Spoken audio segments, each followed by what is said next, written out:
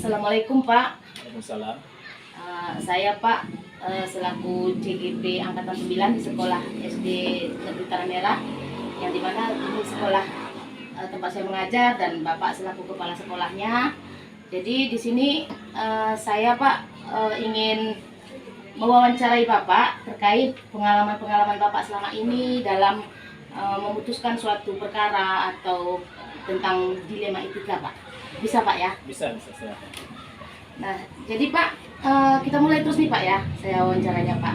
Selama ini Pak, bagaimana Bapak dapat mengidentifikasi kasus-kasus yang merupakan dilema etika atau bujukan moral Pak?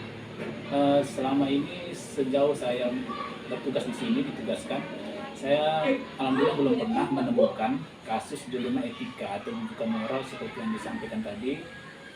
Baik itu etika yang berkaitan dengan pelanggaran etika terhadap tugas guru, pelanggaran etika dan hal-hal lain, itu alhamdulillah belum ada yang kita identifikasi atau yang belum ada kita temukan. Tapi oke, masalah dilema etika belum, cuman tentunya Bapak pernah membuat suatu keputusan ya Pak ya? Ya. Keputusan itu yang mungkin bukan merupakan suatu dilema yang berat, tapi tetap saja membutuhkan suatu keputusan begitu Pak ya. Ya.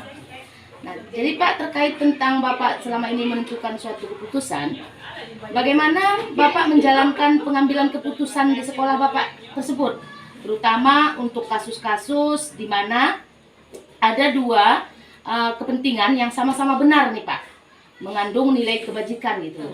Jadi ada dua permasalahan yang harus Bapak pilih yang merupakan masalah itu semuanya benar begitu Pak. Baik, yang pertama kita memegang prinsip objektivitas ya. Jadi keputusan yang akan kita ambil itu memang betul-betul objektif, bukan karena suatu subjektivitas, karena kita ini adalah sebuah organisasi, maka pegangan kita adalah tujuan organisasi kita dulu. Kemudian apabila ini adalah dua buah kebajikan dan kita harus memilih satu gitu ya, maka kita ambil salah satu yang menjadi prioritas. Mana yang menjadi prioritas itulah yang kita ambil. Gitu. Jadi diutamakan dulu yang prioritas ya Pak ya. Betul. Baik Pak. Nah, dalam pengambilan keputusan ini Pak, adakah atau langkah-langkah atau prosedur seperti apa yang biasa Bapak lakukan selama ini Pak? Yang pertama kita melihat permasalahannya dulu, kemudian kita cari tahu akar masalah tadi, kemudian kita cari tahu solusinya. Cara mencari tahu solusinya tentu kita tidak bisa langsung mengambil ini, kita juga sebaiknya mendengarkan pendapat dari orang-orang yang terkait. Siapa-siapa yang terkait dalam hal atau permasalahan tersebut, maka kita harus dengarkan dulu pendapatnya, kemudian kita renungkan dan kita telah berdasarkan norma-norma yang ada. Oh, jadi begitu ya Pak ya. Intinya kalau bisa saya simpulkan, apa dulu masalahnya, Iya. kemudian kita dengarkan dulu aspirasi dari pihak-pihak yang terkait. Oh iya, baik Pak. Jadi itu merupakan pencerahan juga bagi saya Pak. Kemudian Pak, hal-hal apa saja Pak yang selama ini Bapak anggap efektif dalam pengambilan keputusan pada kasus-kasus yang pernah Bapak putuskan begitu Pak, atau dilema etika juga disebut itu Pak? Dalam pengambilan keputusan yang selama ini kita ambil adalah apa tadi yang menjadi pertimbangan ya? Hal apa saja yang dianggap efektif, yang paling efektif dalam menentukan keputusan? Yang pertama kita sudah tadi menetapkan di awal tahun, itu kita sudah menetapkan skala prioritas kita, kemudian tujuan organisasi kita apa. Nah, ketika kita menemukan masalah itu, maka itu dulu yang kita pegang.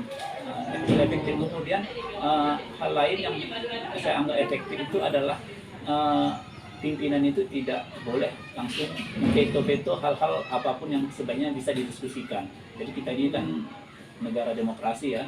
Jadi mari kita buka ruang-ruang pendapat itu selebar-lebarnya, sehingga aspirasi dan keputusan yang bisa kita ambil itu adalah keputusan yang terbaik untuk kita bersama. Jadi kalau bisa saya simpulkan lagi nih Pak, yang paling efektifnya itu tidak memveto langsung keputusan tersebut, tapi kita mencoba untuk membuka ruang diskusi selebar-lebarnya. Iya, baik Pak. Itu juga sangat memperkaya saya ini Pak. Kemudian Pak, hal-hal apa saja yang selama ini merupakan tantangan dalam pengambilan keputusan Iya, mungkin kalau kita ngambil keputusan itu pasti ada konflik-konflik kepentingan itu. Misalkan ini adalah siapa, ini adalah siapa, itu ada konflik kepentingan. Ini yang mungkin adalah bendahara saya, ini mungkin adalah pembina ini. Nah, ini mungkin ini juga adalah ada kaitannya dengan konflik kepentingan yang berkaitan dengan ini adalah saudara saya, ini adalah sepupu saya, ini adalah siapa-siapa saya. Nah, konflik-konflik itu yang harus kita hindari. Nah, sehingga dalam mengambil keputusan itu kita tetap mengedepankan objektivitas, kemudian yang skala prioritas untuk kebaikan bersama. Baik Pak, baik. Berarti harus objektif dan menghilangkan kepentingan-kepentingan ya Pak ya. Baik Pak. Jadi Pak, apakah Bapak memiliki sebuah tata kala atau jadwal tertentu dalam penyelesaian suatu kasus? Apakah Bapak langsung menyelesaikannya di tempat atau memiliki sebuah jadwal untuk menyelesaikan dan bentuk prosedurnya seperti apa? Nah, karena kita di sini tidak berharap itu ada masalah-masalah tersebut, maka jika ada pun kita temukan masalah tersebut, maka langsung kita atasi. Bagaimana caranya? Ya kita panggil yang berkaitan, kita dengarkan pendapatnya masing-masing semuanya, kemudian kita lihat di mana akar masalah, kita carikan solusinya. Gitu ya. Nah, kemudian Pak, ini Pak, adakah seseorang atau faktor yang selama ini merupakan atau mempermudah atau membantu Bapak dalam mengambil keputusan pada suatu kasus, Pak? Iya, alhamdulillah guru-guru kita ini adalah guru-guru yang semuanya yang punya pengalaman yang hebat-hebat, yang bagus, dan punya integritas yang tinggi, sehingga ketika kita membutuhkan pendapatnya, mereka siap untuk memberikan pendapatnya, dan itu hal yang sangat membantu kita dalam menjalankan atau memimpin sebuah organisasi. Berarti bisa dikatakan faktor pendukungnya guru-guru ya, rekan kerja Bapak. Iya. Saya sanjung nih Pak, karena saya juga termasuk guru Bapak di sekolah ini.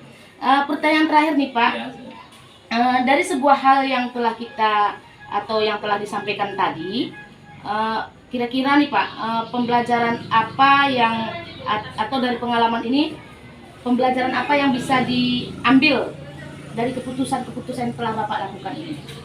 Pertama, pembelajaran yang harus kita ambil adalah pembelajaran tentang bagaimana kebersamaan itu harus diperkuat. Jadi ketika kebersamaan itu diperkuat, maka terbentuk rasa kekeluargaan. Nah, jika terbentuk rasa kekeluargaan, maka terbentuk rasa saling menghargai, saling melindungi, saling saling toleransi terhadap sesama kita, dan kita sudah tanpa kita sadari konflik-konflik atau ego-ego sektoral kita sendiri itu sudah tertutupi sendiri karena kita sudah merasa ini adalah sebuah keluarga gitu ya. Baik, berarti intinya menjalin keharmonisan. Iya, betul. Baik Pak, sekian saja wawancara saya hari ini Pak. Terima kasih atas waktunya Pak. Mohon maaf atas segala kekurangannya Pak.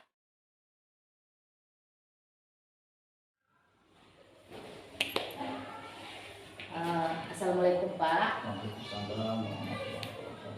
Perkenalkan Pak, saya dari CGP Aceh Singkil Angkatan ke-9. Jadi saya kemari berniat untuk mewawancarai atau saya ingin menggali pengalaman-pengalaman Bapak selama Bapak menjabat. Jadi di sini nanti Pak saya akan mengajukan beberapa pertanyaan. Jadi bisa Pak ya. Begini Pak, selama ini kira-kira bagaimana Bapak bisa mengidentifikasi kasus-kasus yang merupakan dilema etika atau bukan moral? Sebenarnya saya selaku kepala sekolah dalam mengambil sebuah keputusan itu adalah mempertimbangkan berbagai masukan yang berupa informasi faktual, seperti bertanya kepada komisi gawat atau teman-teman yang ada di sini. Saya akan bertanyakan bagaimana sebenarnya dalam berdasarkan dari etika tersebut. Kemudian saya mengambil keputusan itu adalah berdasarkan aturan dari pemerintah. Dengan tujuannya adalah untuk mempersatukan visi untuk menciptakan yang namanya visi misi dari sekolah tersebut. Pak, jadi tidak terlepas dari visi misi ya Pak ya. Kemudian Pak, selama ini Pak, bagaimana Bapak menjalankan pengambilan keputusan di sekolah Bapak, terutama untuk kasus-kasus dilema etika di mana ada dua kepentingan yang sama-sama benar nih Pak. Misalnya ada dua kepentingan sama-sama benar. Nah, bagaimana Bapak menilai kebijakan tersebut? Pertama, dalam memutuskan masalah ini tidak terlepas yang namanya minta pendapat dari teman sejawat, itu sudah pasti.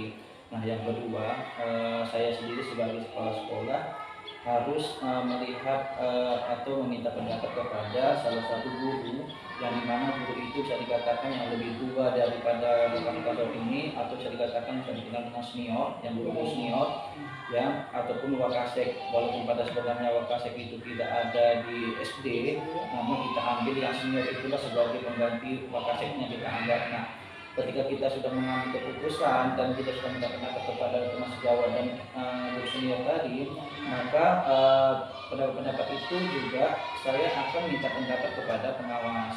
Nah, di mana pengawas nanti akan memberikan solusi. Nah, di sanalah saya akan nanti memutuskan suatu keputusan yang akan saya ambil. Jadi perlu adanya komunikasi ya Pak ya, dengan rekan-rekan juga. Nah, jadi Pak, ada tidak atau langkah atau prosedur seperti apa yang bisa Bapak lakukan selama ini? Maksudnya apakah ada prosedur-prosedurnya atau langkah-langkahnya kira-kira begitu dari jenjang entah ke bawah sampai ke atas, bagaimana bentuk langkahnya?